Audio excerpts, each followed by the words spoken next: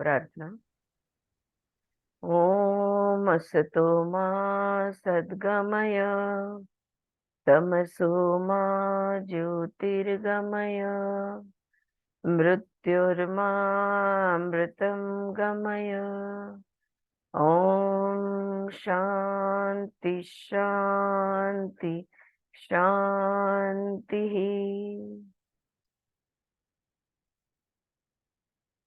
All right. So in our last class, the question that Arjun had asked Krishna, Krishna को अर्जुन ने यह सवाल किया था कि of the two paths of yoga which one is better. ना, योग के दो मार्ग दिख रहे हैं। एक तो प्रकृति के माध्यम से, जहाँ पे हम लोग तमस को रज में कन्वर्ट करेंगे, रज को सत्व में, और सत्व से धीरे धीरे we will go beyond. So that is one path is through the saguna, through the physical, and the other path is metaphysical where you directly get connected to the पुरुष। तो ये दो मार्ग में से कौन सा मार्ग अधिक बेहतर है? Which path is better Krishna, which is superior, which is closer and dearer to you? कौन सा बेहतर है और आपको कौन सा पसंद है? That's an interesting question that Arjuna is asking over here, कि आपको कौन सा पसंद है? The one who relies on the unmanifest और the one who takes help of the manifest? सगुण के हाथ पकड़े या निर्गुण के? That is the question. तो इसका आगे पढ़ती हूँ। The vision that Arjuna has seen in the 11th chapter of the whole cosmos contained in the physical frame of Krishna must have created a temptation in Arjuna's mind to take one leap, one shortcut to holistic emancipation। अब हमने देखा कि प्रकृति के माध्यम से अगर जाना है तो हमें थोड़ा लंबा रास्ता है। हम तमस को रज में लाएंगे, रज को सत्व में लाएंगे और सत्व को परा ले जाएंगे। इसको वक्त लगता है, समय लगता है। लेकिन अगर डायरेक्टली आत्मा से जुड़ना है, डायरेक्टली निर्गुण से जुड़ना है, तो वो एक ही झटके में हो सकता है। ये पॉसिबिलिटी जो है यहाँ पे वो कह रही है, शायद कृष्णा का वो विराट रूप देखा ना, जो तो विश्व रूप जो देखा, वो देख कर मोह हो गया होगा अर्जुन को कि सब छोड़ देते हैं, बस इसी में समा जाते हैं। But Krishna is a past master पर excellence in human psychology in handling the question। लेकिन कृष्ण किसी की बातों में इतनी आसानी से आने वाले नहीं है। हाँ, सबसे मतलब he is a master psychologist, yet my poor English cannot render the elegance and majesty of the original Sanskrit text। This is a poetic dialogue, the lucidity, the beauty of the diction defies translation into any other language, even any other Indian language। तो जो जवाब कृष्ण देते हैं, वो जो श्लोक है, वो इतना सुंदर है, इतना बेहतरीन है कि मेरे पास शब्द नहीं है। वो कह रही है, इंग्लिश भाषा क्या, अगर हमारी भारतीय किसी और भाषा में भी हम समझाने की कोशिश करें तो भी उस काव्य की जो सुंदरता है, वो जो संवाद है, वो जो श्लोक है, वो इतना सुंदर है कि मैं शब्द कम गिरने वाले हैं। फिर भी Krishna gives the answer in the second और थर्ड वर्स इन चैप्टर 12। तो दूसरा या तीसरे श्लोक में कृष्ण इस सवाल का जवाब देते हैं।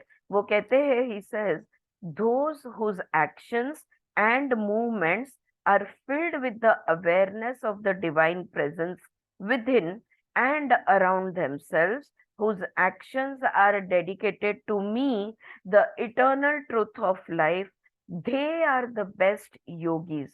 They are mind rooted in me, grounded in me, and even their intellect, reason, rationality filled with my awareness. Wherever these two criteria prevail, they are doing my upasana। Krishna यहाँ पे उसे जवाब देते हैं कि देखो, जो जिंदगी, सगुण जिंदगी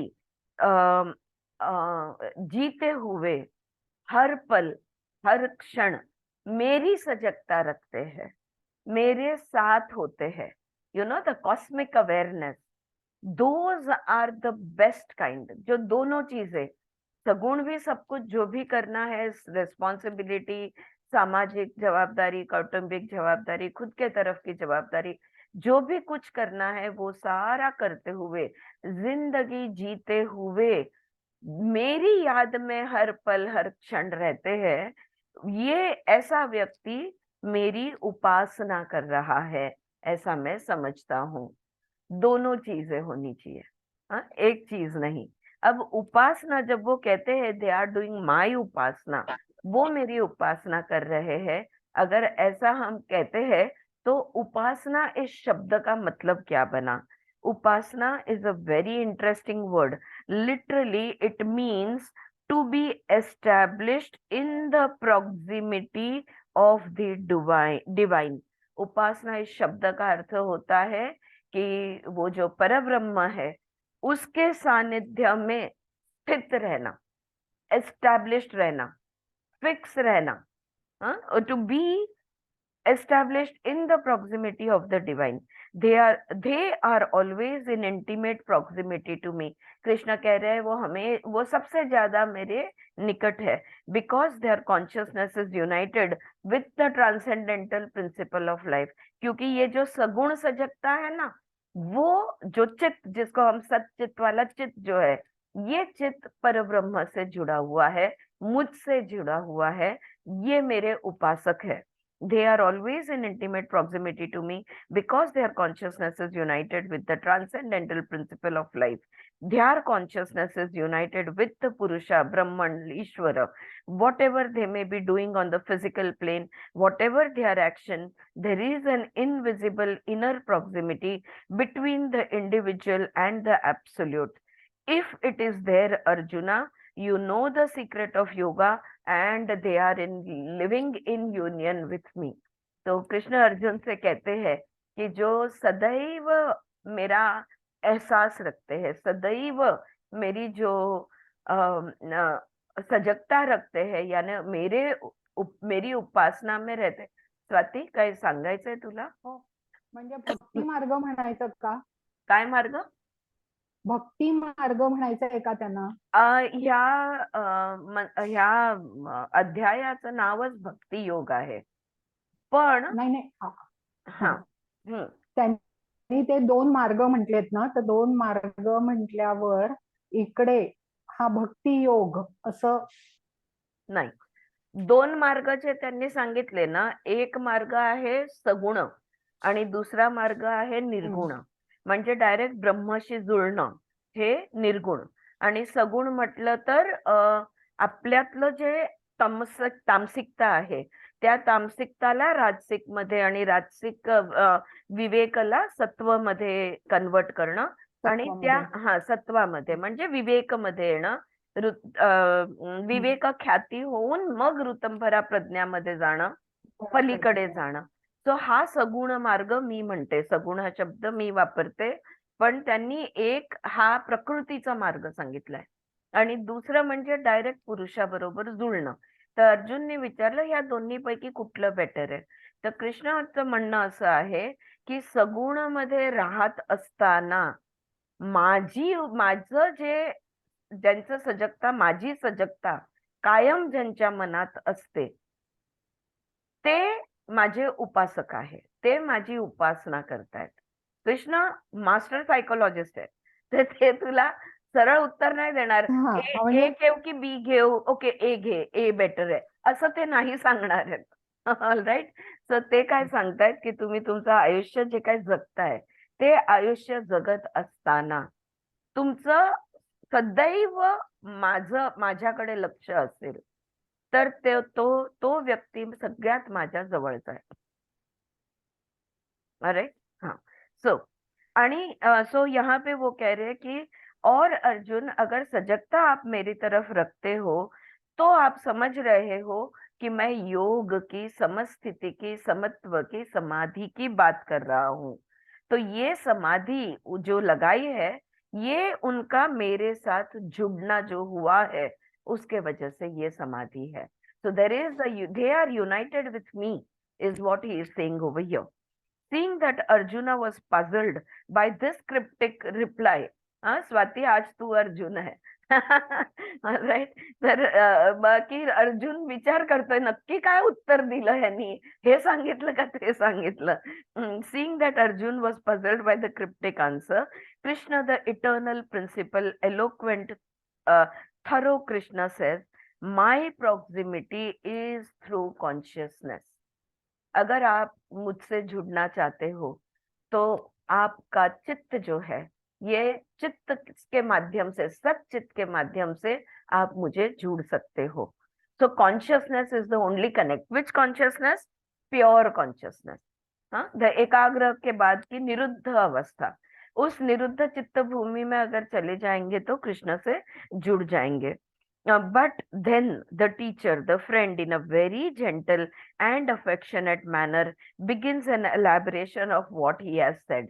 फिर बाद में लेकिन कृष्ण जानते हैं, कृष्ण उनके मित्र है, कृष्ण उनके गुरु है, तो बड़े प्रेम से, बड़े बड़े स्नेह से वो खुद का ही जवाब जो है इसको और समझाने लगते हैं। There are only 20 verses in the 12th chapter, one of the short chapters in the Gita. 12वें अध्याय में सिर्फ 20 श्लोक है, और कृष्ण यहाँ पे कहते हैं, he says, look arjuna, those whose minds and hearts get rooted or grounded in the awareness of absolute reality, the unmanifest wholeness of life, they find that their living on the physical and mental level becomes rather strenuous and painful. Those one second, ये क्या बोल दिया? Those whose mind and hearts get rooted or grounded in the awareness of the absolute reality, the unmanifest wholeness of life, they find that they are living on the physical and mental plane become rather strenuous and painful. हाँ, so those who get dedicated to the, ये आगे का, यहाँ पे वो कहते हैं, अर्जुन देखो, अगर तुमने परब्रह्म पे अपना मन फिक्स कर दिया ना, निर्गुण पे अगर अपना मन फिक्स कर दिया तुमने, तो ये शारीरिक मानसिक स्तर पे जीना आपके लिए बहुत मुश्किल हो जाएगा। क्योंकि परब्रह्म, जैसे हम सब तुकाराम की गाथा जानते हैं, राइट, कि उनके, right, that story is of Tukaram, right, उनके पैरों तले इज, त्यांचीच आहे ना कथा, त्यांच्या पायाखाली ते मूल आलं तरी त्यांना कळलं नाही। ते नहीं, गोरा कुम्हार कुंभार, कुम्हार है, कुम्हार गोरा गोरा कुंभार, कुम्हार हाँ, गोरा गोरा कुम्हार। कुंभार, गोरा कुंभार, राइट। इतने लीन हो गए परब्रह्म में कि वो कुंभार थे तो वो मिट्टी पैरों से मसल रहे थे, और वो पैरों तले बच्चा आ गया पर उनके ख्याल में नहीं आया, इतने लीन हो गए। तो अगर हम डायरेक्टली परब्रह्म में लीन हो जाते हैं ना, तो शारीरिक स्तर पे, मानसिक स्तर पे हम फंक्शन नहीं कर पाते, हम एक्टिव नहीं रह पाते। Those who get dedicated to the unmanifest, invisible, immeasurable, unknowable, unnameable, without taking the quantum leap, this dedication having happened through the flash of understanding and the flash of a vision of that cosmic reality, what about their body? What about the cerebral organ loaded with conditionings and the biological structure limited by habit patterns? What about them? जो directly परक्षण में परब्रह्म में लीन हो जाते हैं, उनका शरीर का क्या होता है, उनके बुद्धि का यानी दिमाग का, ब्रेन का, उसका क्या होता है, और उनकी जो पूर्व संस्कार है, हाँ, पहले के कंडीशनिंग, उसका क्या होगा, ये सवाल है। The awareness and the union through awareness have not got enough vitality and dynamism to lift the physical and the mental frame out of their conditioning. सिर्फ सजगता परब्रह्म की रख के कर्म संस्कार मिटने वाले नहीं है। That is why living on the physical and mental level, surrounded by manifested cosmic and individuated matter, becomes a painful thing for them. तो जब वो शरीर और मन में है और अगर परब्रह्म में लीन हो गए, तो उनके लिए जीना बहुत मुश्किल हो जाता है। They do not know how to handle the mind, the knowledge, the experience, the conditions. वो खोए खोए रहते हैं, वो जैसे कि एक ट्रांस में रहते हैं, उनको पता नहीं चलता है कि ये मन का क्या करूं, ये ज्ञान का क्या करूं, अनुभव का क्या करूं, ये जो कर्म संस्कार है मेरे, इसका मैं क्या करूं। So the physical and mental frames tend to follow the mechanized and patterned behavior, and the sting of that awareness goes on pricking them every time. तो हर वो जो आदत से मजबूर जिंदगी फिर जीते हैं, पूर्व संस्कार के हिसाब से वो जीते हैं, लेकिन वो उनको बहुत खलता है, वो वहां पे कंफर्टेबल नहीं है, वो ये जीवन जिंदगी जीना ही नहीं चाहते, वो तो बस परब्रह्म में लीन रहना चाहते हैं। तो ये बहुत मुश्किल परिस्थिति होती है। So pricking them every time. The physical and the mental are in a disharmony and disorder with the content of that awareness. Look at the pain. बहुत पीड़ित होते हैं ये लोग. So there is more pain and suffering in their lives for those who happen to understand the unmanifest, the absolute, the transcendental reality and cannot live it. वो जो परब्रह्म परमात्मा को समझते हैं, उसके साथ जुड़ते हैं, वो शारीरिक स्तर पे जीना उनके लिए, शारीरिक मानसिक स्तर पे जीना उनके लिए बहुत मुश्किल होता है. फ्रेंड्स, दिस रिमाइंड्स मी कि अगर आप श्री एम की बायोग्राफी पढ़ो ना, उसमें वो बहुत ऐसे लोग, जैसे उनकी आध्यात्मिक प्रगति होते गई, अभ्यास होते गया, बहुत लोगों को वो मिले हैं जो पागल जैसे घूमते हैं, नंगे घूमते हैं, कुत्तों के साथ रहते हैं, या कहीं तो भी एक जगह पे पड़े रह के कैसे भी बिहेव करते हैं. But these are all enlightened souls who are completely connected to the Parabrahma, to the Brahma, and they don't know what to do with their body and mind. So they don't know how to live normally. They are not psychotic people. They are not psychiatric, patients. They are very normal, but they don't know what to do with their body and mind. तो यही बात यहाँ पे वो कह रही है. It is easier for human beings who are embodied matter, who are condensed cosmos, who share the cosmic matter, all the energies. It is easier for mortal human beings who have a limited span of time. The potential in their biological structure has a limited duration by its very nature. For them, it is easier to transmute, refine, purify, and lift the physical frame through that purification, or transmute, purify, and refine the mental frame through new conditionings, unlearning the old and learning the new. That is what you call as education. तो ये ऐसे इस तरह से direct जुड़ने से हम मनुष्य शरीर के अंदर है, हम ब्रह्मांड हमारे अंदर है, यानी हम पिंड है, लेकिन बिल्कुल वही घटक है हमारे अंदर जो ब्रह्मांड की है. तो हम कुछ समय के लिए पृथ्वी तत्व पे आए हैं, और हमारी मन और बुद्धि और शरीर की कुछ सीमाएं हैं, कुछ लिमिटेशंस है. उस लिमिटेशन में अगर हमें जीना है, उस लिमिटेशन में हमको अगर वननेस का एक्सपीरियंस करना है, पर ब्रह्म से अगर हमने जुड़ना है, तो ये बेहतर रहेगा कि हम खुद की, मन की, शरीर की, बुद्धि की, वाचा की, हर एक चीज की शुद्धि करके तब तमस को रज में और रज को सत्व में लाए, और सत्व में आने के बाद बिल्कुल सोच समझते हुए, बिल्कुल सजग रहते हुए, बिल्कुल पागल न बनते हुए, हम आसानी से, स्थिरता से पर ब्रह्म के साथ जुड़े. ये बेहतर रहेगा. Those who would like to reach me, to get merged into me, the transcendental reality, do so through education. तो अभ्यास इसे कहते हैं, और मुझ तक पहुंचने का ये जो अभ्यास का मार्ग जो है, वो सबसे बेहतर है. कृष्णा फाइनली जवाब देते हैं. स्वाती, आलं लक्षात? निर्गुणपेक्षा हे सगुणाबरोबर जुळून हळूहळू शुद्धी क्रिया करत, मन शरीर बुद्धी सगळ्याची शुद्धी करत. म्हणजे ज्ञान मार्ग पण पाहिजे, भक्ती मार्ग पण पाहिजे, कर्म पण पाहिजे, कर्म मार्ग पण सगळं पाहिजे. सगळं पाहिजे.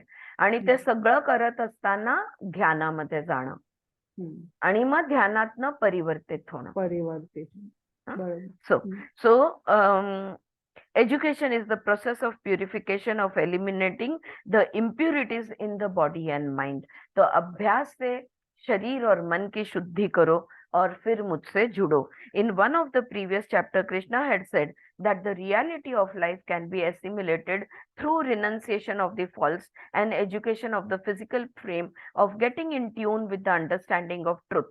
The physical frame has to get tuned in to the new energy of truth, the new energy of understanding, of clarity, of orderliness, intelligence. It is just a tuning in. एक पॉइंट पे कृष्णा ने ये भी हमें समझाया था कि आप आप पहले तो विवेक तैयार करो, जो पहचान सके कि सच क्या है, सत्य क्या है और असत्य क्या है। असत्य का त्याग करो और जो सत्य है उसके साथ तुम चलो। लेकिन जब असत्य का हम त्याग करते हैं तो हमारे में एक परिवर्तन आता है। जब हम सत्य के साथ एक नया अंडरस्टैंडिंग, नई क्लैरिटी, नया intelligence, the physical and mental frames have to be tuned into something else. Now they have to get tuned in. पहले हम एक एफएम पढ़ते थे या अनेक एफएम पे रहते थे और बहुत क्लेश रहता था। अब हमने एक ही एफएम को जुड़ना है। Now they have to get tuned in. Education is for tuning in the glandular, muscular, nervous system, cerebral organ receptivity, the capacity of retaining all these faculties, having tuned into a certain natural order in matter. Now, consciously, you want to tune the biological and psychological organism to do something new. It is a vertical movement that you want those structures to take. तो पहले तो हम horizontal जी रहे थे, खाना पीना सोना, खाना पीना सोना, बस यही था।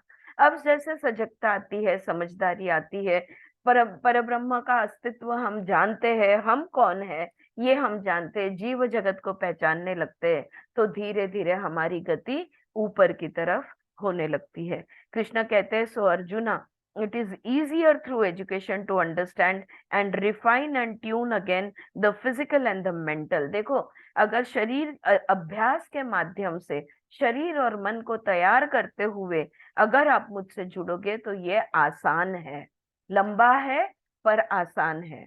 जैसे मैंने कहा, डायरेक्टली अचानक जुड़ जाते हैं, फिर शरीर मन को कैसे हैंडल करना पता नहीं चलता है और पागलों जैसे वो जिंदगी हम बिताते हैं।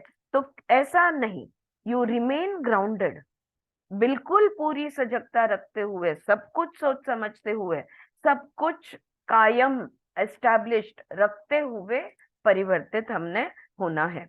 Just don't grasp greedily the truth with the help of the brain of reason and rationality and say, I have it here. Grasp the truth is not the living of it. Recognition does not mean realization. सत्य को पहचानना यानी सत्य को जीना। तुमने अगर सत्य को जान लिया तो उस तरह से तुम जी रहे हो, ऐसा नहीं होता। मतलब ये जनरली नहीं होता। सिर्फ पहचानना काफी नहीं है, जो पहचाना है उस हिसाब से जीना भी जरूरी है। Knowledge does not imply necessarily understanding.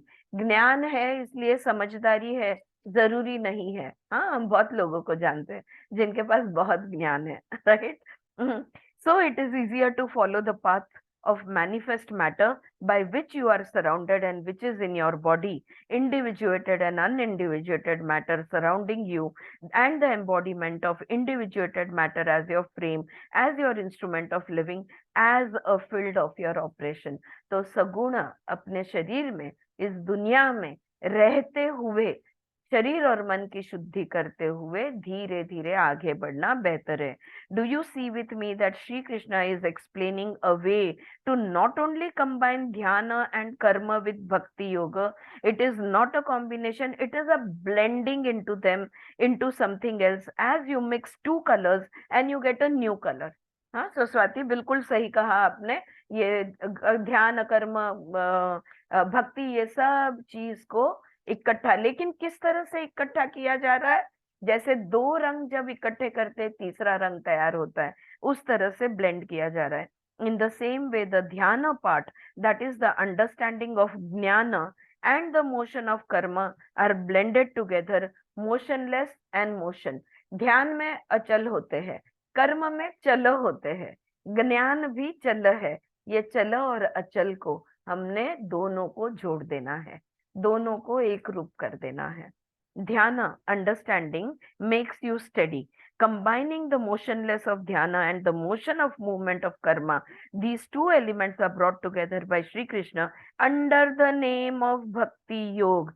सही वाला भक्ति योग सिर्फ उसे कहेंगे जहां पे ध्यान और कर्म एक हो गए हैं, तो ही हम उसे भक्ति योग कहेंगे। मेरे तो बस गिरिधर गोपाल, बाकी कोई नहीं, no no no. All right, it's a beautiful doha, it's a beautiful song, I don't deny it, but here the oneness, has to come through understanding. So so as to eternally proximate to reality, never to be separated from the transcendental, never to be separated from the seed, though you have become the tree. Bhakti is non-separation. अविभाजनीय होना यानी भक्ति, a science and art of non-separation. Individual, yes. Separated, no. क्या हम अलग आत्मा है? हाँ बिल्कुल है, लेकिन क्या हम परमात्मा से अलग है? नहीं, एक है। तो ये जो है, ये इसका एहसास होना, इसी को भक्ति योग कहेंगे। We will go into the details of bhakti yoga slowly, step by step, very carefully, because it is a nectar. और भक्ति योग को क्या कहा गया है? योगों का अमृत कहा गया है। तो ये अमृत है, तो हम धीरे धीरे इसे ग्रहण करेंगे। We have come to the essence of the Gita. From the 13th chapter onwards will begin the metaphysical part, the theoretical philosophical part. But from the 2nd to the 12th chapter, we have the scope to understand, learn, study and get transmuted or transformed. तो जैसे पतंजलि योग सूत्र में ना, कैवल्य पाद काफी सारा theoretical है, बिकॉज कोई जीते जी उसका अनुभव नहीं ले पा रहा है, तो वो सिर्फ थियरी बन गया। तो 13वें अध्याय से सब फिलोसॉफिकल है, थियोरेटिकल है, लेकिन 12 अध्याय जो है, यहाँ पे हम सुन सकते, सीख सकते, समझ सकते और परिवर्तित हो सकते हैं।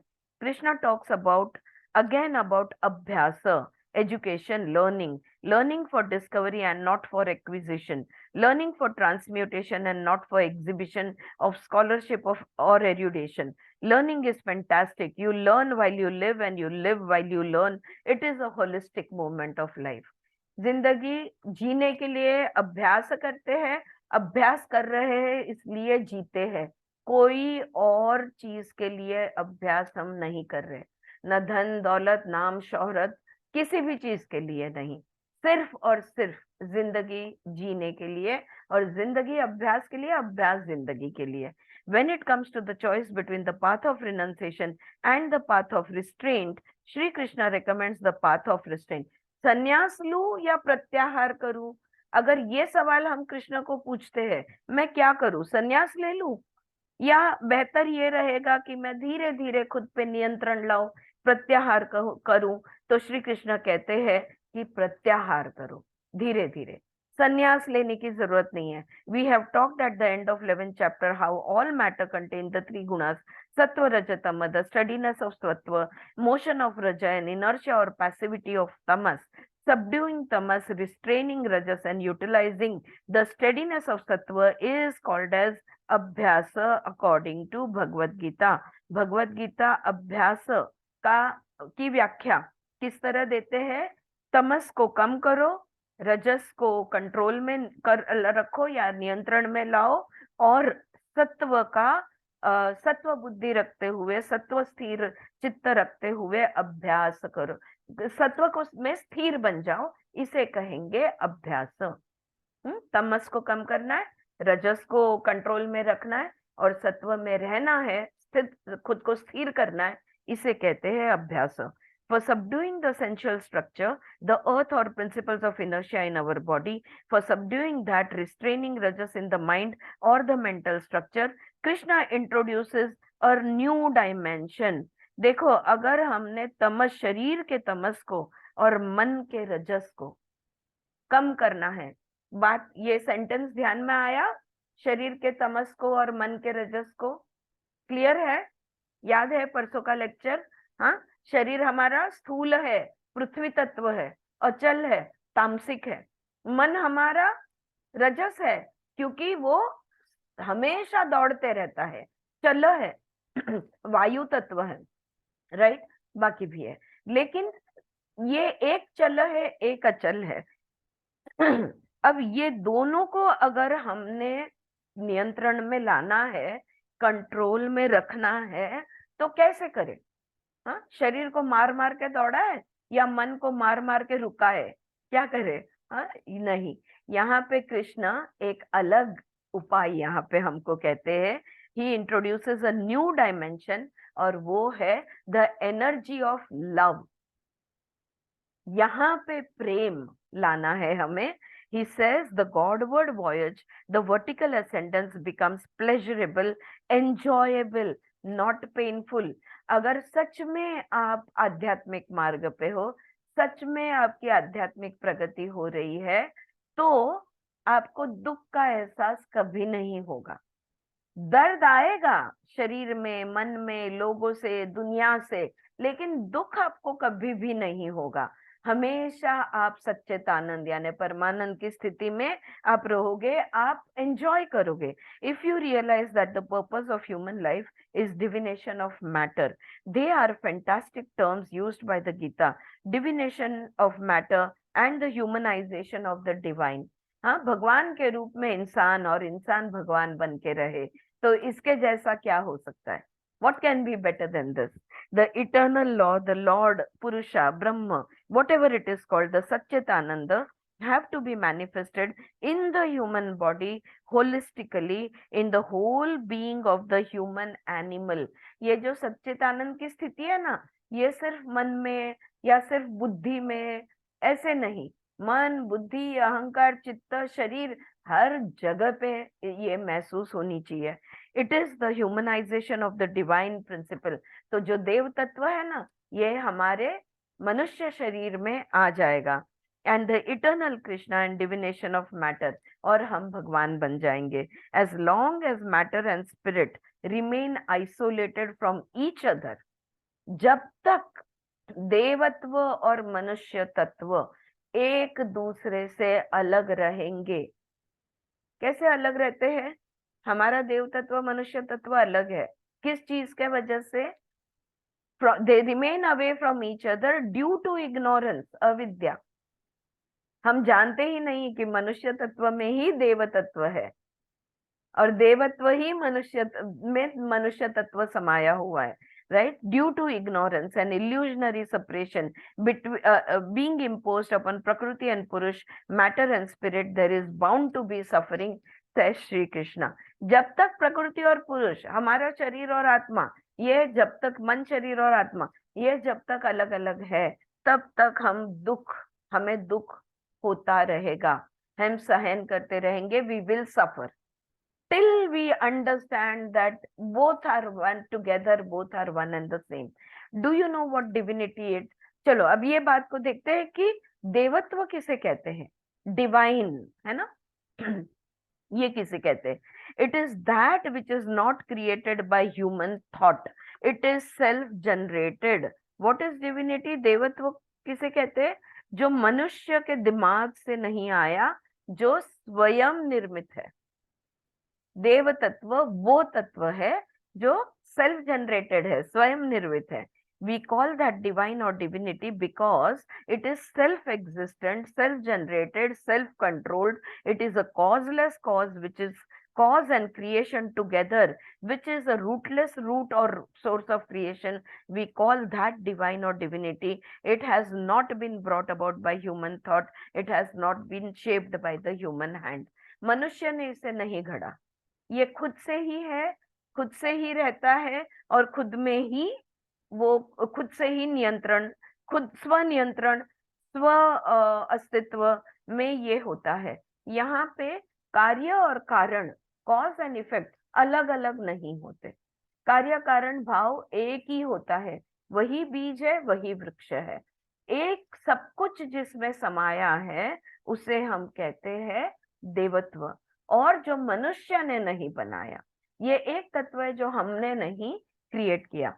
When the three gunas in matter in Prakriti are oriented towards order, Satchitananda are oriented towards truth, self-awareness, and the bliss of harmony, then matter gets divinized, chaos is replaced by order, anarchy is replaced by cohesiveness, stress and strain of effort are replaced by spontaneity, and a dry implementation of knowledge is replaced by a tender, gentle flow of understanding through the sense organs. अगर आप सिर्फ विद्या ली ना, आपने अगर सिर्फ ज्ञान ग्रहण किया, बस समझदारी नहीं आई, तो वो बहुत सूखा होता है, इट्स वेरी ड्राई। यहाँ पे सच्चिदानंद जो है, ये जब ये हर स्तर पे हमें महसूस होना चाहिए, और जब वो महसूस होता है तो सारा ताण, जिसको हम कहते हैं वो सारा निकल जाता है, हम कंप्लीटली रिलैक्स्ड हो जाते हैं, और दूसरा हम स्पॉन्टेनियस हो जाते हैं, उत्स्फूर्त हो जाते हैं, हाँ, बच्चों की तरह बन जाते हैं, not childish but child like. All right, that is what is implied by the term divination of matter, to allow the clarity of intelligence, the order of self awareness, and the bliss of harmony to manifest in your body, in your brain, in your glances, in your speech, in your sensual behavior.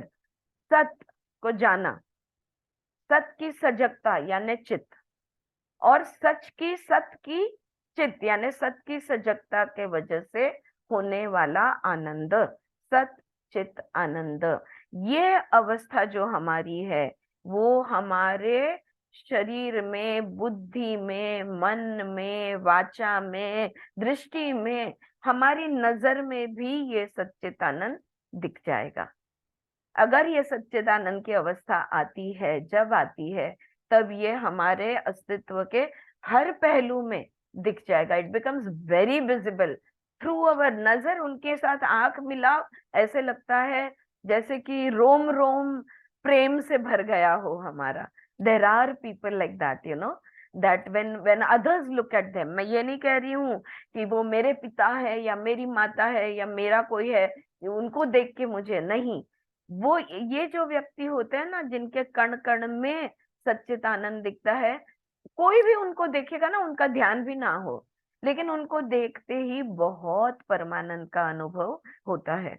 The humanly possible perfection of matter and प्रकृति, no, yeah, unless the divinity is manifested right down to the sensual level, yoga is not complete. अगर इंद्रियों में हम देवत्व नहीं महसूस करते, हमारे कर्मेंद्रिय, ज्ञानेंद्रिय, मन में, तो योग पूर्ण अभी नहीं हुआ. The humanly possible perfection of, ये कृष्ण कह रहे हैं, perfection of matter or prakriti, and the spontaneous manifestation and uncovering of the being of Purusha, Satchitanand, into everything that you do. These two, one with the help of consciousness united with reality, and the other Abhyasa, helping matter to come out of anarchy and chaos. Arjuna, if you realize that the purpose of human life is this dual divinization, humanization, like inhaling and exhaling of breath, then there will be an inner urge. Your whole being will respond to this realization, and that inner urge is called as love. तो अर्जुन को यहाँ पे कृष्णा इस श्लोक में समझा रहे हैं कि जब शुद्धि के माध्यम, जब हम शुद्ध होते हैं, तो वो जो पुरुष है, वो हम आप अपने आप, पुरुष ऑलरेडी है हमारे अंदर, आत्मा ऑलरेडी है. दिखता क्यों नहीं है, हम सच्चित आनंद में क्यों नहीं है? क्योंकि इसके ऊपर बहुत सारा अशुद्धियां छाई हुई है. जब ये सारी अशुद्धियों को निकालते हैं, तो हमारा देवत्व, हमारी आत्मा, हमारा वो ऋतंभरा प्रज्ञा का वो जो प्रकाश है, the light of our intelligence, the enlightenment will happen automatically on its own. और ये देवत्व और मनुष्य तत्व दोनों इतने जुड़े हुए हैं जैसे कि सांस लेना और छोड़ना, इतने एक है वो. एक के बगैर दूसरा नहीं, दूसरा के बगैर पहला नहीं. सांस लेंगे नहीं तो छोड़ नहीं सकते, छोड़ेंगे नहीं तो ले नहीं सकते. पुरुष के बगैर प्रकृति नहीं, प्रकृति के बगैर पुरुष नहीं. तो देवत्व के बगैर मनुष्य तत्व नहीं, मनुष्य तत्व के बगैर देवत्व नहीं. जब ये मनुष्य तत्व और देवत्व, इसका एहसास हमें होता है, तो हमारा दिल, हमारा रोम रोम प्रेम से भर जाता है, प्रेम के भाव से भर जाता है. जो the emotion that you feel in that moment, that is what is called as love. The inner urge is called as love. It is a non-rational element. अब प्रेम क्या है, प्रेम की व्याख्या नहीं कर सकते. हाँ, ये कोई बुद्धि की बात नहीं है जिसकी गिनती की जाए, इतना किलो प्रेम या उतना क्वांटिटी या क्वालिटी, ये सब उसको नहीं होता. तो it is a non rational element. It is the energy of Dzire focused on the transcendental reality. इच्छा है, लेकिन इच्छा का पात्र कौन है या इच्छा का ऑब्जेक्ट कौन है? वो तो बस परब्रह्म परमात्मा है। When the energy of desire moves outward from the body towards perishable objects and wants to derive momentary short-lived pleasure from them, then it keeps you stuck in the horizontal level, the earth orbit or the orbit of matter.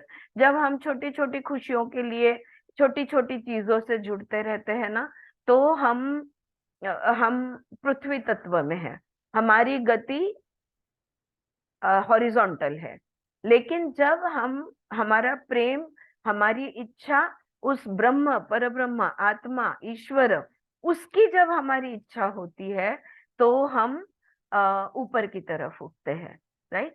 But when the energy of desire is directed towards the one and only Brahman, your whole life becomes divine. हमारी पूरा जीवन ही देवत्व से भर जाता है। When the energy of desire is directed towards the unique oneness, towards that homogeneity, that indivisibility of life, towards that Paramatman, the Supreme Atman, then that energy gets transmuted into what we call as love. सारा ध्यान अगर ब्रह्म पे लगा दिया, ईश्वर पे लगा दिया, तो तब जो एहसास होता है इसको कहते हैं प्रेम। When it is directed towards perishable object or towards mortal human beings around you, and you want to derive pleasure from that contact and interaction, and you want to cling to those objects or individuals because they are the source of your pleasure, then the energy of desire can be very well degenerate into the lust for pleasure, greed for money, lust for power. लोभ मोह में गिर जाएंगे अगर वस्तु व्यक्तियों से हम अटैच हो गए तो। It is the same energy, देखो वही प्रेम है, वही इच्छा है, लेकिन वो लोभ मोह में परिवर्तित न होते हुए ये अनंत प्रेम, परमानंद प्रेम, इस प्रेम में परिवर्तित होती है जब इसे ईश्वर पे उसी भाव को लगाया जाता है। It is the same energy whether you allow it to get transmuted and manifested as the energy of love, vitality of love on the path of light, focused on the divinity or Lord, and or whatever you call it, focused on life, or you allow it to get dissipated by directing it towards the many objects around you for the sake of pleasure. छोटे छोटे सुख के लिए ना अगर हम हमारी ऊर्जा को बांटते घूमेंगे ना, तो वो धीरे धीरे हमारी ऊर्जा कम हो जाती है। अगर उस परब्रह्म ईश्वर पे सारी ऊर्जा लगा दी ना, यहाँ भी सब फलो फूलो सुखलाम सुफलाम ये अवस्था होती है, और भगवान से हम जुड़े हुए होते ही है। समृद्धि यहाँ भी है और वहां भी है। कृष्णा कह रहे हैं, arjuna why not use the energy of Dzire. ये इच्छा शक्ति है ना, ये बहुत प्रबल शक्ति है, इसमें बहुत ताकत है। तो ये जो शक्ति है, इच्छा शक्ति, which is the bud out of which love can flower, इसमें से ना प्रेम खिल सकता है। If you use that while you are doing अभ्यास, then that अभ्यास is called as bhakti. Wonderfully said over here. वो जो इच्छा की शक्ति है ना, वो शक्ति जब हम, वो शक्ति जो है उसमें जब प्रेम खिलता है, और वो जब हम अभ्यास में वो लगाते हैं उस प्रेम को, उसे कहते हैं भक्ति। हम लोग में से कितने जन भक्ति का अनुभव कर रहे हैं अब भी इस क्षण? हाथ ऊपर करो। सब लोग कर रहे हैं, everybody put your hands up. सगळं हम लोग योग के सगळे प्रेम में वाचायला पागल है। हम लोग योग के प्रेम में पागल है, हम योग के लिए कुछ भी करेंगे। हाँ, हम आसन भी करेंगे, हम योग के लिए योग सूत्र भी पढ़ेंगे, हम भगवत गीता भी पढ़ेंगे, हम उपनिषद भी पढ़ेंगे, बस योग के अभ्यास में समर्पित है। हम सब भक्ति कर रहे हैं। All of us are bhaktas over here, right? Let not the union with me, let not the identification with me be cold and harsh. Only on the level of an idea or बस अभी पढ़ना है करके पढ़ रहे हैं। हाँ, जैसे 8वीं 9वीं 10वीचा अभ्यास केला तसा करतोय का हा अभ्यास? नाही ना, किती प्रेमाने हा अभ्यास करतोय आपण, right. Let it be mellowed down because absoluteness is very austere. The sharpness and the penetration of intelligence or truth is very sharp. Let it become mellowed down. Let it become gentle through focusing your energy of desire, wanting only the yoga with the divine, wanting only to live the reunion of individuated matter with the non-individuated divinity. Krishna Arjun से कहते हैं वो जो प्रेम है ना, वो प्रेम को आपण म्हणतो ना की लेट इट मुरू दे. मराठी में हम कहते ना त्याला मुरू दे, त्या प्रेमाला. आणि त्या मुरण्यातनं ना आत्मा आणि परमात्मा एक होऊन जातील. सो ते प्रेम, that love has to be, it has to settle down, it has to gently flow, it has to flow very gently, constantly. हाँ, जैसे जैसे हम श्वासों के लिए समगति समलय कहते हैं ना क्लास में, बस वैसे ये प्रेम बहता रहेगा तो आत्मा परमात्मा का जब तक आखिरी सांस है तब तक आत्मा परमात्मा एक रहेंगे. If that energy of desire is oriented godwards and focused on that eternal principle और law of life, then there will be a new vitality, a new passion. हाँ, तो अगर ये प्रेम हम कायम रखते हैं, अगर ये इच्छा, ईश्वर को प्राप्त करने की इच्छा, ईश्वर से जुड़ने की इच्छा अगर हम कायम रखते हैं, तो हमारे में एक नई ऊर्जा तैयार हो जाएगी. हम बेहद प्रेम में होंगे, राइट. एंड द अभ्यास of purifying, refining and tuning in matter, tuning in your thought structure to the unknown energy, cosmic energy will become an enjoyable voyage from the known to the unknowable, from measurable to immeasurable, from manifest to unmanifest, and that which is beyond both manifest and unmanifest. अगर हम ये इस तरह से बहते रहे, अगर इच्छा हमारी प्रभु से जुड़ने की हम कायम रखते गए और बड़े प्यार से हम ये शुद्धि क्रियाएं करते रहे, शुद्ध होते रहे, तो बहुत मजा आएगा.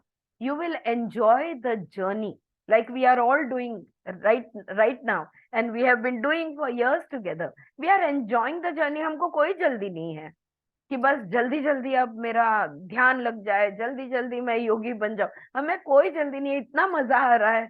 हम बड़े हंसते खेलते गाना गुनगुनाते हुए जा रहे हैं. गाना हमारे लिए, गाना गुनगुनाना यानी किताबों का पढ़ना, लेकिन ये करते हुए हम जा रहे हैं. ज्ञात से अज्ञात का प्रवास है, गणना से जो अगण्य है उसका प्रवास है, परा से अपरा से परा का ये प्रवास है. तो ये बड़े हम दृश्य से अदृश्य का ये प्रवास है जो करते जा रहे हैं. कृष्ण कह रहे हैं how do I do this. नहीं, अर्जुन पूछ रहे हैं how do I do this education, this abhyas, this refinement, this tuning into new frequencies of energies. अब मैंने आपका विश्व रूप तो देख लिया है. आप कह रहे हो कि अभ्यास का मार्ग अच्छा है, आप तमक और रज को सत्व, सत्व को परिवर्तित करो. लेकिन ये अभ्यास और प्यार से अभ्यास करो, आप बोल रहे हो. इच्छा शक्ति का प्रेम में कन्वर्ट करो और वो प्रेम से अभ्यास करो. पर ये अभ्यास करूं कैसे? हाँ, क्या करूं मैं, ऐसा पूछ रहे Arjuna. We have now come to the 8th verse of the 12th chapter. ये 8वां श्लोक है 12वें अध्याय का. एंड द टीचर सेज, और कृष्ण उसे जवाब देते हैं, you have seen that the good and the evil reside in my being. कह रहे अर्जुना, तुमने कौरव पांडव दोनों को मेरे अंदर देखा ना, अच्छाई और बुराई दोनों को मुझ में देखा है. The source of life is contained in what you call the good and the evil. दोनों में बीज है, जीवन का बीज दोनों में है. The source of what you call evil is the drive for self assertion as a separate entity. It is the Iness, egoness and its aggressiveness, acquisitive moment, the obsession with the idea of separateness, the yearning to preserve and propagate that separate identity. It is the source of what you call evil or maladjustment with the wholeness of life.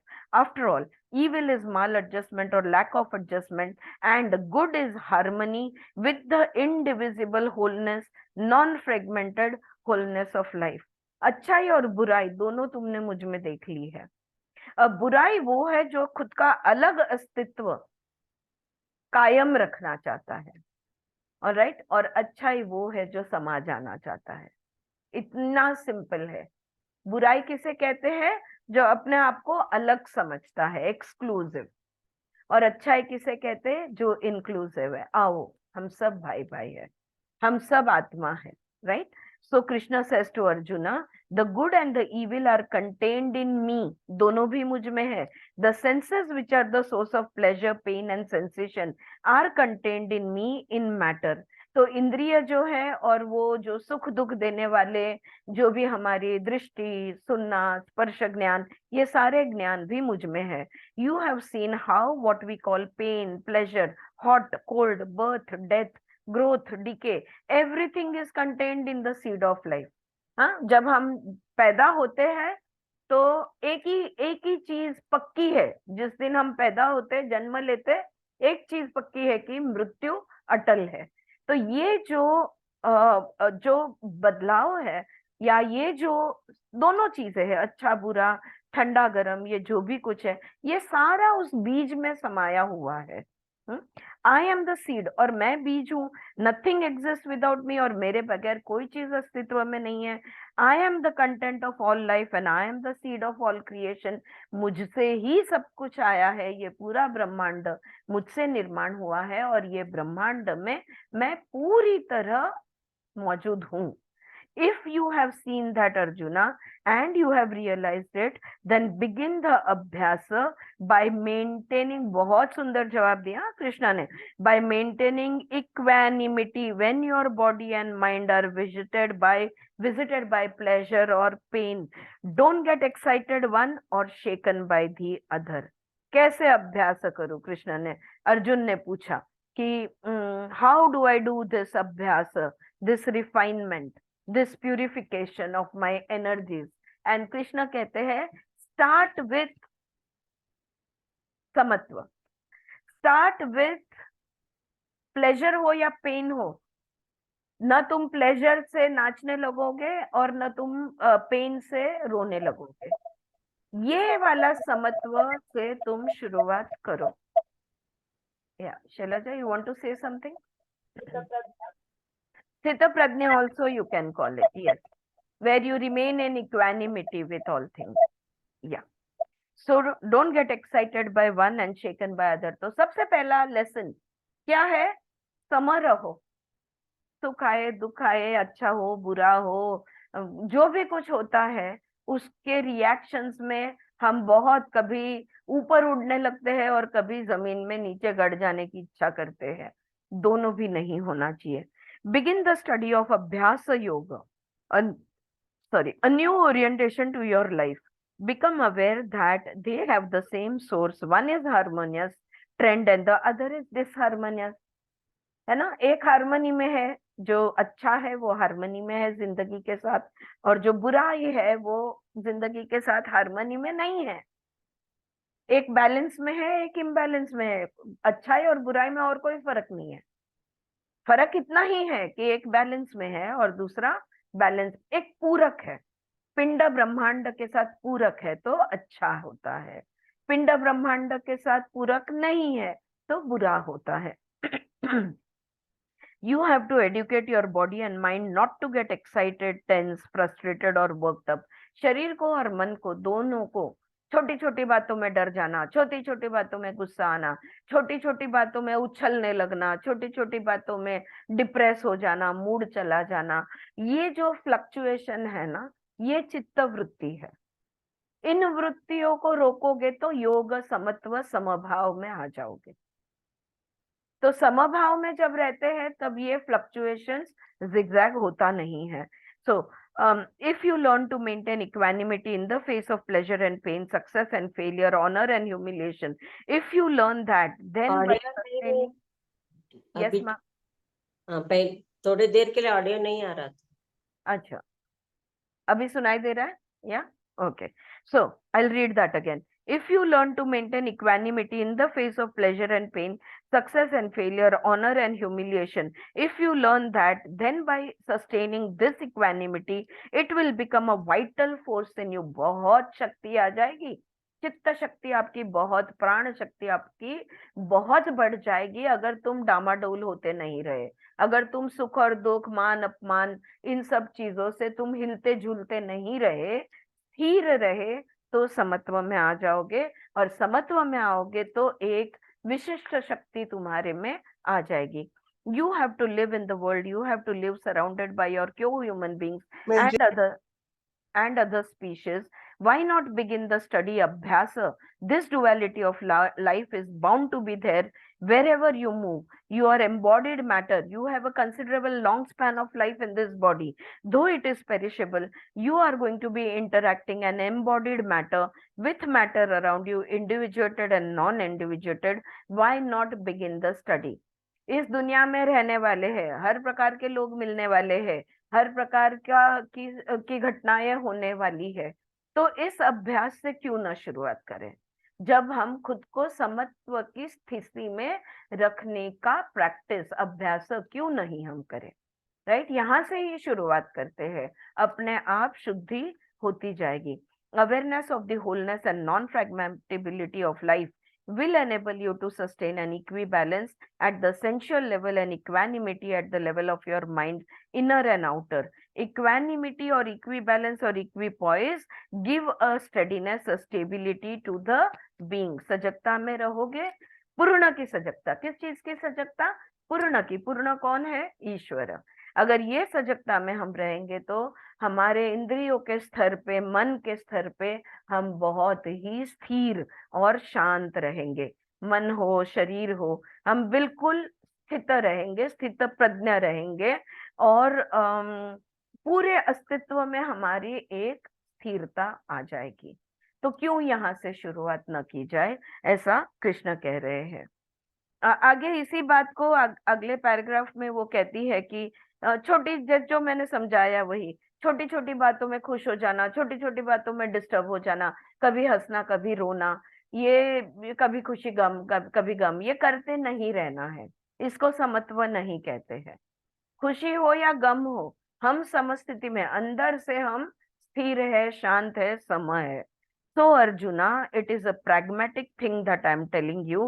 In the face of honor or humiliation, when someone behaves as if you are a friend or treats you as a foe, if you learn not to allow the equivalence at the sensual level to be shaken rudely or crudely, and equanimity or peacefulness or steadiness begins, then proximity to me will be sustained in your life.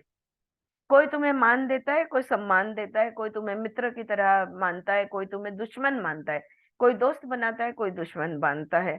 उनके साथ अगर तुम झूलो नहीं, चाहे दुश्मन माने, चाहे दोस्त माने, चाहे मान दे, चाहे अपमान करे, अंदर से तुम शांत और स्थिर अगर रहना सीख जाते हो, तो तुम जिंदगी भर मेरे साथ रहोगे, और मैं तुम्हारे, मेरा एहसास जिंदगी भर तुम्हें रहेगा कि मैं तुम्हारे साथ हूं। दैट इज उपासना, इसे कहते हैं उपासना, वर्शिप ऑफ द डिवाइन। अंदर से समत्व में रहना, यानी प्रभु के साथ रहना, ना कि सिर्फ मंगलवार को मंदिर में जाना, वो भक्ति योग नहीं है। ऑलराइट? या सिर्फ यही भगवान को मानना, बाकी सब भगवान नहीं है, या यही इंसान अच्छे हैं, बाकी के सब बुरे हैं। जब हम समस्थिति में रहते हैं, हमारे लिए सब एक ही है। So that is upasana, worship of the divine. Your living will become a worship of the divine if you educate yourself in maintaining the truth.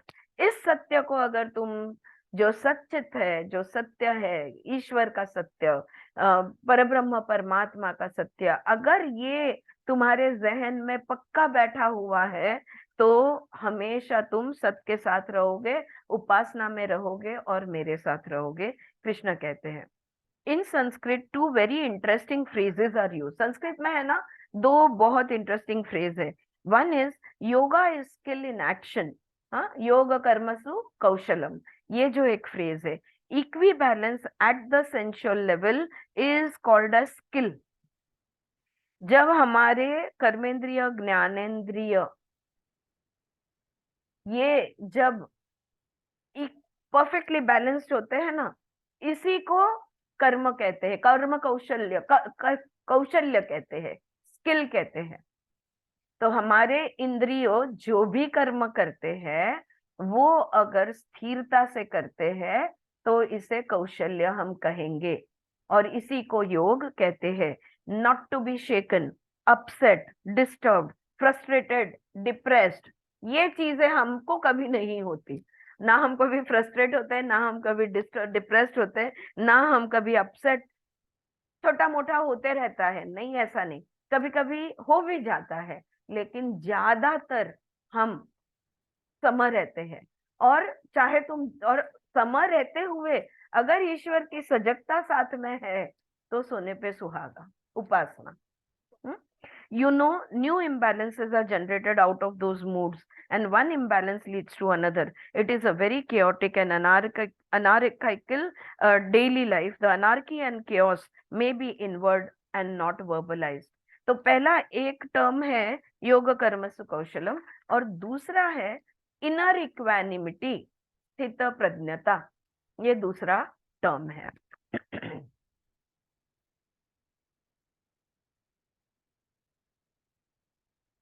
All right, these two terms are masterpieces for the students of yoga. बस ये सिर्फ दो phrase का भी हम अभ्यास कर ले, इसका चिंतन मनन करें, इसका अभ्यास करें, तो भी हम योग में आ जाएंगे। To be still in action is called as yoga. Action में, कर्म में होते हुए स्थिर रहना, इसी को योग कहते हैं। योग कर्म कौशल और दूसरा योग और दूसरा स्थित प्रज्ञा। स्थित यानी स्थिर और प्रज्ञा यानी विवेक। तो हमारा जो विवेक है ना, ये कायम होना चाहिए, उसे कहते हैं स्थित प्रज्ञा। जो प्रज्ञा हमारी कायम है, एस्टैब्लिश्ड है, स्थित है, स्टडी है, that is study wisdom is what is स्थित प्रज्ञा।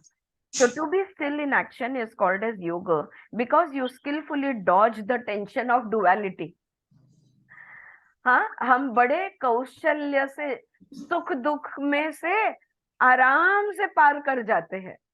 चाहे सुख दुख की जो नैया है या दो किनारे है, इसमें से हम बड़े आराम से गुजर जाते हैं, राइट? इसी को कहते हैं योग। You have found out the art of a warrior or a fighter to dodge them, not to allow them. ये योद्धा होता है। When you have an onslaught on your physical being, your matter is disturbed by that onslaught. You are saved from that onslaught through inner equanimity. कोई भी पूर्व कर्म, इस जन्म का, गए जन्म का, कोई भी वजह से समझो तुम्हारा शरीर टूटा है, बीमार है, तुम्हारे शरीर में बहुत सारी तकलीफें मौजूद है, लेकिन अंदर से अगर तुम स्थिर रहोगे, अगर तुम्हारी प्रज्ञा स्थिर रहेगी, अगर तुम तुम्हारे कर्म में कौशल्य से, तो तुम जिंदगी बड़ी आराम से पार कर जाओगे बिना किसी तकलीफ हुए। क्योंकि तकलीफ सिर्फ और सिर्फ मन में महसूस होती है। Without the mind the body never feels anything, it is the mind which is feeling the whatever is happening in the body, right? So you are saved from the onslaught through inner equanimity. The quietening of the thought process arises while you are dealing with the manifest or unmanifest world. Yoga is practical psychology, the science of life and the living. It is not make believe, it is not emotional or intellectual. यहाँ पे कोई मन की या बुद्धि की बात नहीं है, दिलो दिमाग की बात नहीं है, ये प्रैक्टिकल है, ये प्रैक्टिकल है। समय रहना ये प्रैक्टिकल है। थोड़ा सा आगे से, आगे का मैं एक पैरा स्किप कर देती हूँ क्योंकि ईस्ट वेस्ट के बारे में वो बात कर रही है, और इसी बात को आगे बढ़ाते हुए, इक्वानिमिटी इज द रियल तपस। अगर आप तप कर रहे हो, आप और मैं, हम सब तप कर रहे हैं। हाँ, जैसे हम अभ्यास कर रहे हैं वैसे हम तप कर रहे हैं। क्या तप कर रहे हैं? अभ्यास का तप कर रहे हैं, राइट? हम समत्व में रहने का अभ्यास जो कर रहे हैं उसी को तप कहते हैं, वही तपस बनता है। Somebody talks to you in an insulting way, somebody wants to humiliate you, but the equanimity in your heart does not get disturbed by you. You do not get hurt by it. You recognize what is what and you respond to the challenge of the relationship without giving it. You refuse to get hurt. कोई कितना भी अपमान कर ले, कुछ भी बोल ले, दुख मानना या न मानना ये मेरे हाथ में है। और अगर मैं समा हूं तो मुझे कोई दुख नहीं होता। कोई जिसको उसका मर्जी यार, उसका मुंह उसके विचार, उसको जो बोलना था बोल दिया, मुझे कोई फर्क नहीं पड़ना चाहिए। किसी के कहने से ना मैं बहुत बड़ी बन जाती हूँ, किसी के कहने से ना मैं छोटी बनती हूँ। हाँ, तो चाहे अच्छा कहे चाहे बुरा, तुम जहां पे हो वहीं रहो, पैर जमीन पे रखना जरूरी है, right? Somebody talks, so you recognize what is what and you respond. You refuse to get hurt. It is a dual learning. देखो दोनों तरफ से सीख रहे हैं। एक बाजू पीछे का जो भी कुछ है कर्म संस्कार, इसका फाइल्स क्लियर करते जा रहे हैं, और दूसरी तरफ नए फाइल्स तैयार नहीं करने हैं। तो समय में रहोगे तो नए फाइल तैयार नहीं होंगे, right? So it is a dual learning, the one on the mental level with the help of Yoga Sutra of Patanjali, the other the equibalence and skill in action with the help of Hatha Yoga. You can blend it together. Patanjali के तत्व को उठाओ, सिद्धांत को उठाओ और उस पर ही हठ योग करो, दोनों हो जाएगा। Why complete withdrawal from the material world? Why from this manifested world? क्यों भाग के जाना है, क्यों संन्यास लेना है, कहाँ जाना है, right? Through this learning of equanimity and equibalence, that does not become necessary. अगर समय रहते हो तो कहीं जाने की जरूरत ही नहीं है, जहां पे है वहां समय है।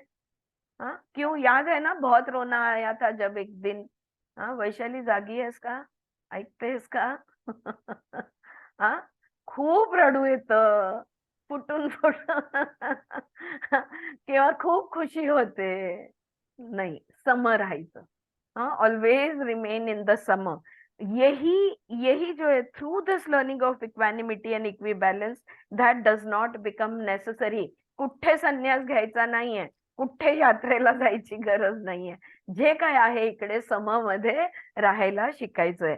Krishna points out that because you are embodied matter and matter is energy, your body is a seat of many energies. They are there. कितनी ऊर्जाएं हैं हमारे शरीर के अंदर, कल्पना शक्ति, इच्छा शक्ति, ये वो मैं बहुत बार बोल चुकी हूँ, इतनी सारी शक्तियां हमारे अंदर है।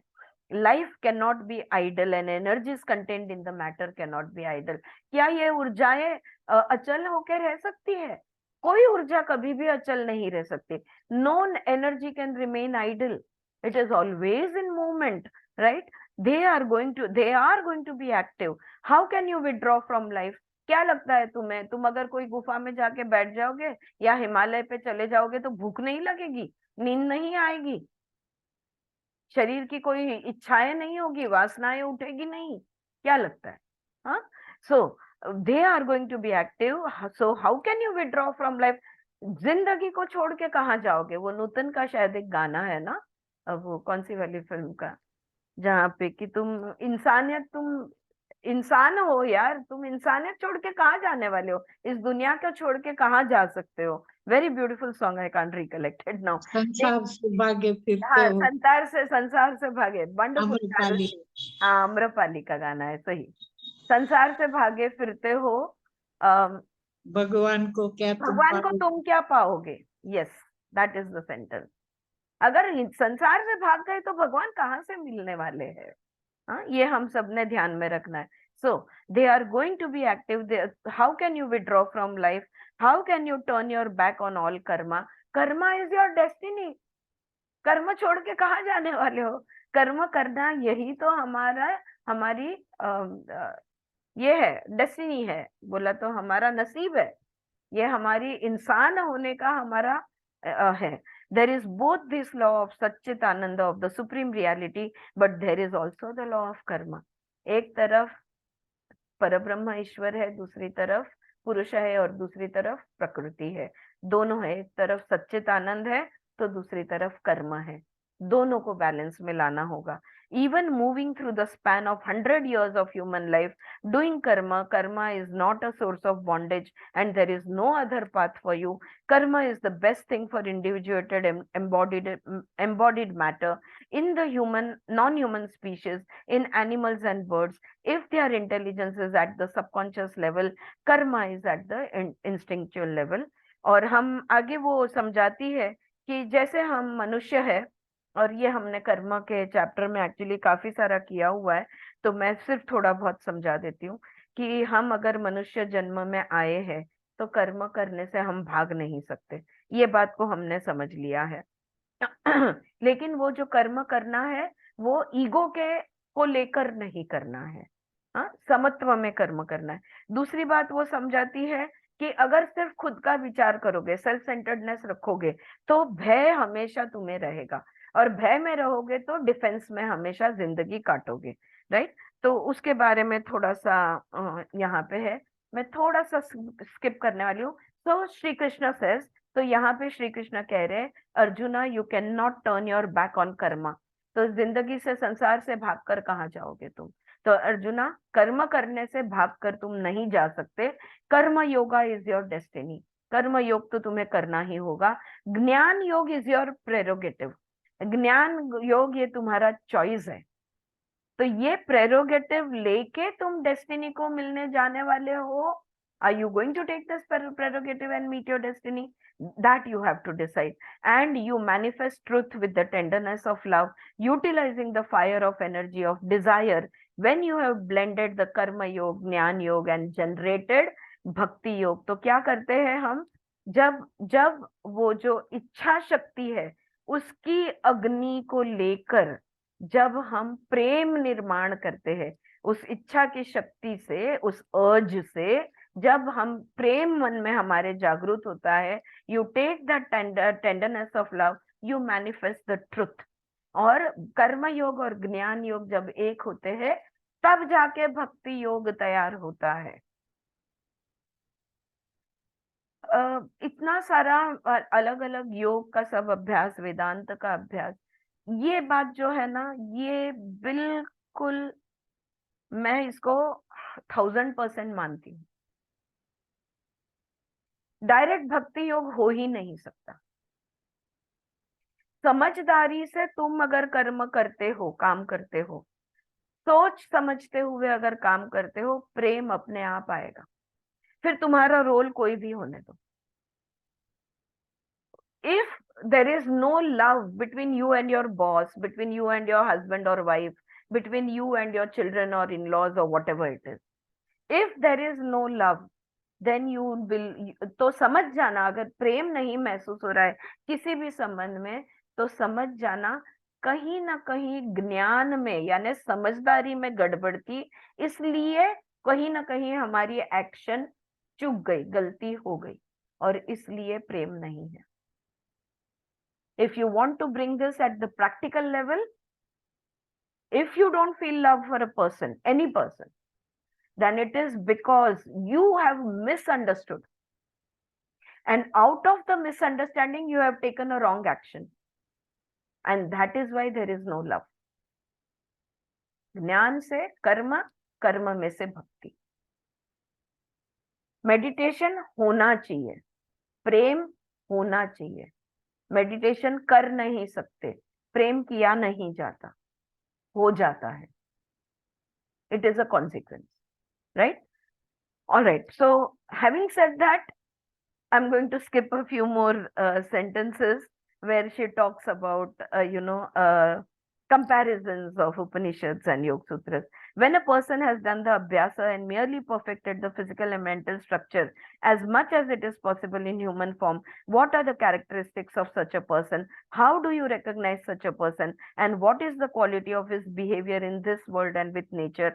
That is the subject of the next 10 verses. अगले 10 श्लोक जो है वो इसके बारे में है कि अभ्यास अगर किया हुआ है, मन और शरीर को अगर शुद्ध किया हुआ है, ऐसा व्यक्ति के व्यक्तिमत्व कैसा होता है, ऐसे व्यक्ति को हम कैसे पहचाने?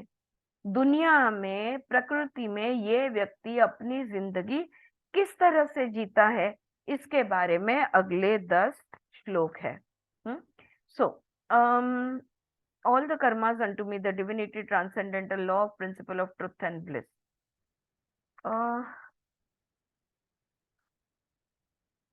Okay, never mind. I will just read it. मैं skip नहीं कर रही हूँ. There are 3 important aspects in the last part of the 12th chapter. One aspect is the differentiation between yajna and sannyasa.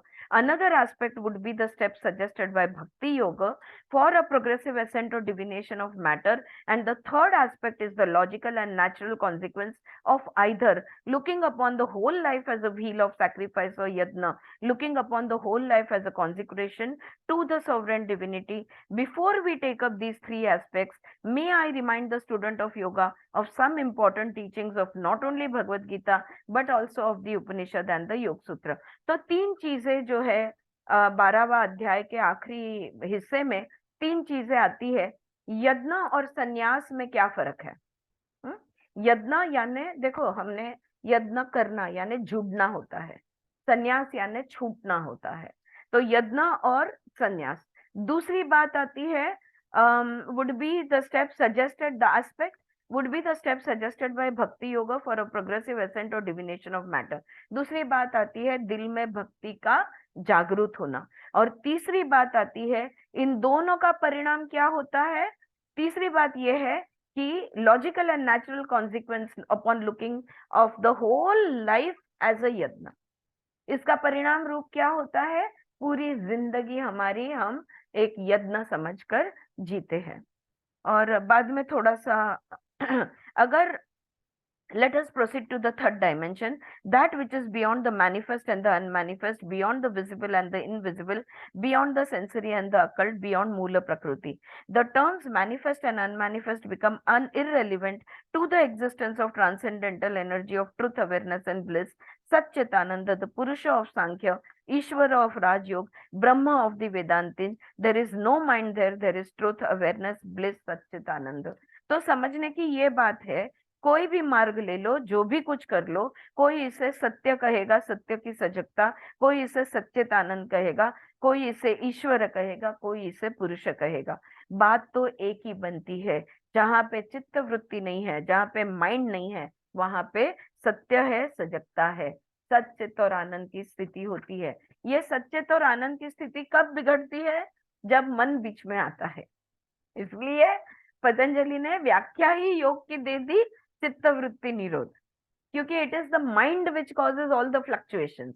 If the mind is not in the equation, there will be no fluctuation. Can we remove and throw away the mind? No, we cannot do that that.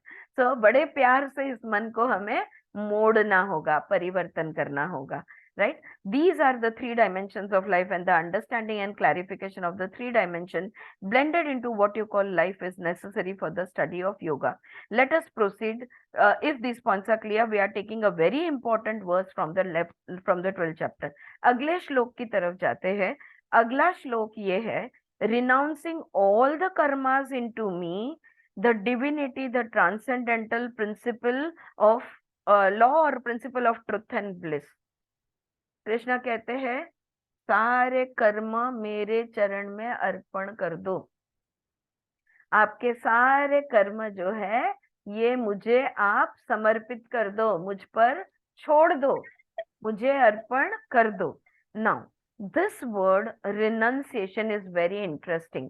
तो त्याग ये शब्द यहाँ पे बनता है, सब त्याग कर दो। तो ये जो त्याग शब्द है ये बहुत इंटरेस्टिंग है और ज्यादातर इसे बहुत गलत समझा गया है। Mostly an abused, misused, misinterpreted word. Renouncing all the karmas unto me, does it not imply that all your energies are holistically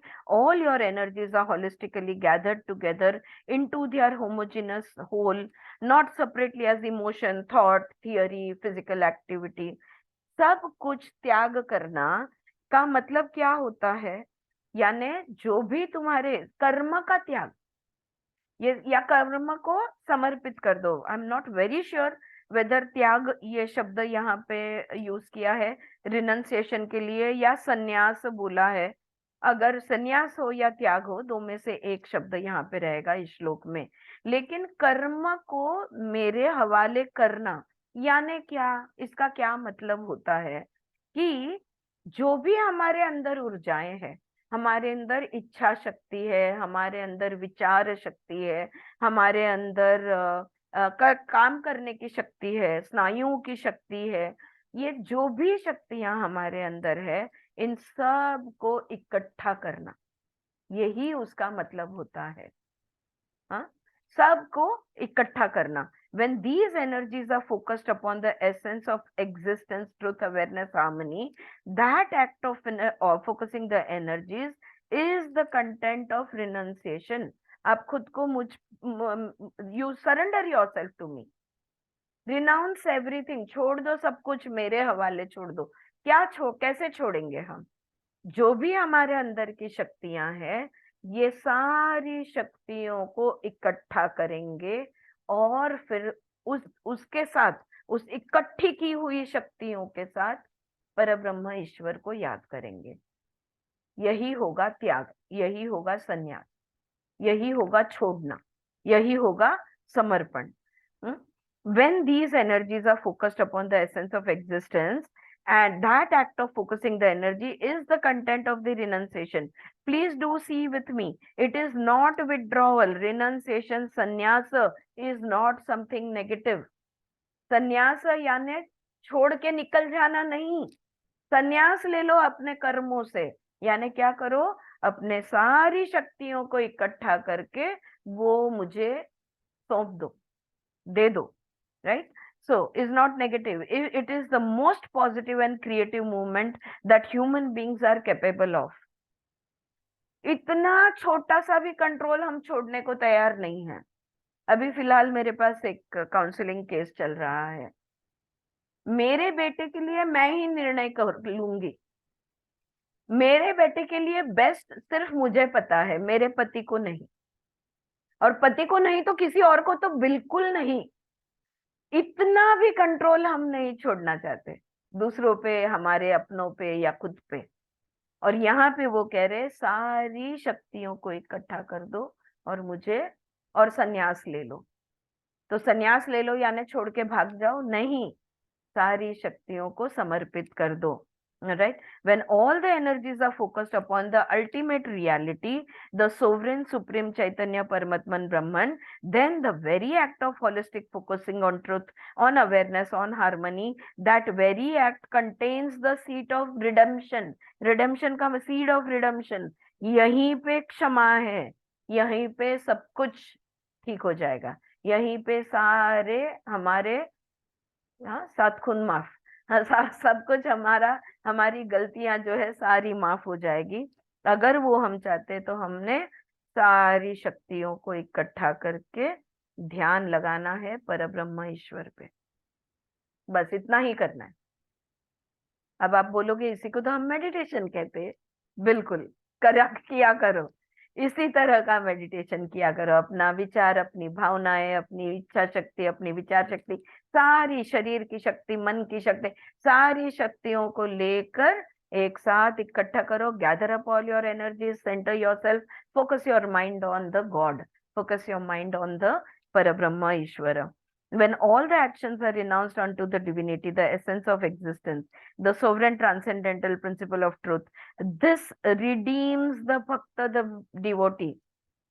सारी चिंता खत्म, भगवान के हवाले सब कुछ कर दिया, भक्त बन गए,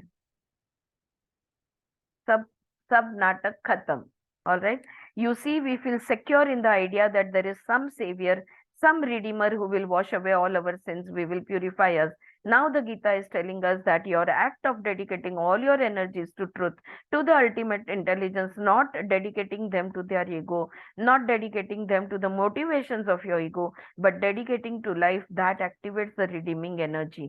यहाँ पे गीता कह रही है कि तुम ही हो खुद के, क्या है, तुम ही तुम्हारे भगवान हो। You are your own Guru, you are your own savior, because through purification we are saving ourselves, right? So that's what Krishna is saying over here. It becomes a source of your redemption. It is a tremendously important and very fundamental point of the teachings of the Vedas and the Gita. So there is no worry about the consequences of action. कर्म फल की चिंता ही खत्म ना। मैं थोड़ी कुछ कर रही हूँ, मेरा ईगो कहीं भी ये नहीं बोलता कि मैंने किया। हाँ, आज आई थिंक अंजलि ने एक व्हाट्सएप पे वीडियो डाला है, राइट। वो आदमी कहता है कि मैं लोगों के लिए इतना कुछ करता हूँ और लोग में मुझे लगता है लोग मेरा फायदा उठाते हैं, तो मुझे बहुत क्रोध आता है। बोलता है तुम करने वाले हो कौन? तुम्हें लगता है कि तुम कर रहे हो ना, इसलिए दुख है, इसलिए गुस्सा है। अगर करने वाले तुम नहीं हो, तुम्हारे माध्यम से उस किसी का भला किया जा रहा है, श्रेय तुम लोगे तो दुख आएगा, क्योंकि श्रेय लोगे तो फल की अपेक्षा करोगे। If you take credit then you will expect returns, but you are not taking the credit and you are not expecting any returns. No problem, all is well, right? So that is what is being said over here.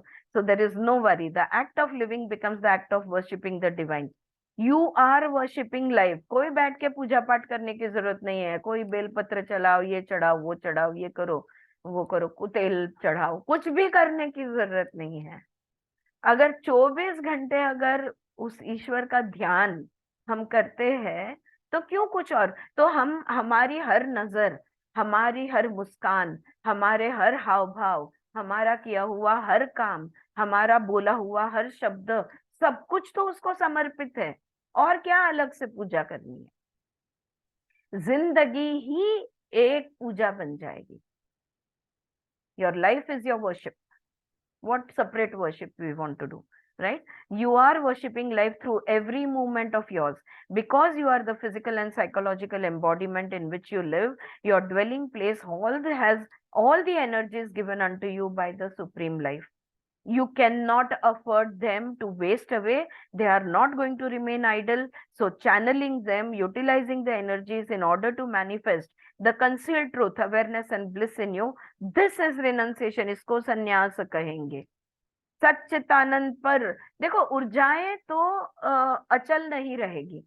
हाँ, ऊर्जाएं कुछ ना कुछ किए बगैर, विचार शक्ति है, विचार किए बगैर नहीं रहेगी। इच्छा शक्ति है, इच्छा निर्माण किए बगैर नहीं रहेगी। हर एक हमारी अंदर की शक्ति है, वो तो चल है। इसको हम रोक नहीं सकते, इसको हम मिटा नहीं सकते, इसको सिर्फ दिशा दे सकते हैं। We can channelise it, we can put it in the right direction, सही दिशा। हाँ, जैसे उन्होंने उदाहरण दिया कि इच्छा शक्ति, क्यों छोटे छोटे सुख की इच्छाएं करते हो? डायरेक्टली उस ईश्वर की ही इच्छा क्यों ना करे, परब्रह्म की इच्छा क्यों ना करे? इच्छा कर शक्तियों का यूज करना है तो वो बड़े स्तर पे क्यों ना करे, छोटी छोटी क्षणिक चीजों में क्यों उसे वेस्ट करे, राइट? इसी को संन्यास कहते हैं। The Karma is release from the clutches of the ego. अहंकार पूरी तरह से छूट जाता है। It is no longer done for the sake of the ego, because there is the conscious mind conferred upon the human animal. It is the responsibility to handle and channel all the energies harmoniously towards the truth. Do you see the beauty of the implication of sannyas, renunciation? Okay, वो त्याग मेरा गलत शब्द था, संन्यास यही शब्द है, पर त्याग भी ले लो तो भी वही मतलब एक ही होता है। Do you see the beauty of the implication of the संन्यास? कृष्ण कह रहे हैं संन्यास ले लो, कर्म संन्यास ले लो। यानी क्या? हर कर्म और कर्म का फल मुझ पर छोड़ दो, यानी कर्म संन्यास ले लो। एंड हाउ रफली, हाउ क्रूडली, हाउ मर्सिलेसली द, और हम लोग कर्म संन्यास यानी असेल हरित देल खाटल्यावरी,